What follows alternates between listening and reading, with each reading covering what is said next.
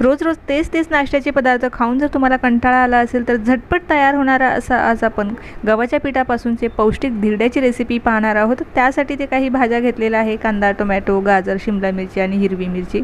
तर आता सर्वात अगोदर एका मोठ्या भांड्यामध्ये 1 वाटी गव्हाचं पीठ, 2 चमचे रवा, 2 चमचे तांदळाचं पीठ, चवीनुसार मीठ टाकून याचं मस्त असं पातळसर मिश्रण तयार करून घ्यायचं आहे। तर 1 वाटी गव्हाच्या पिठासाठी बरोबर 2 वाटी पाणी हे पीठ भिजवण्यासाठी आपल्याला लागणार आहे। पिठाची कन्सिस्टन्सी काहीशी अशा पद्धतीची आपल्याला ठेवायची आहे। लगेचच यामध्ये आपल्याला कापून घेतलेल्या ज्या भाज्या आहेत ते टाकायची, पाव चमचा हळद पावडर, मिरची पावडर टाकून मिश्रण छान एकजीव करायचं आणि लगेचच याचे आपल्याला धिरडे बनवायला घ्यायचं आहे। इथे मी नॉनस्टिक पॅन घेतलेला आहे, चमचाभर तेल टाकून हे जे मिश्रण आहे यावरती पसरून घ्यायचं आहे। वरची भाजी छान सुकेपर्यंत आपल्याला हे पलटवायचं नाही, दोन्ही बाजूनी छान खमंग हे धिरडे भाजून घ्यायचे आहे आणि मस्त असे आपले जे धिरडे आहे इथे तयार झालेले आहे। कुठल्याही चटणी सोबत किंवा विदाऊट चटणी तुम्ही हे खाऊ शकता। तर डिटेलमध्ये रेसिपी अश्विनी अन्नपूर्णा किचन या यूट्यूब चॅनलवरती अपलोड केलेली आहे।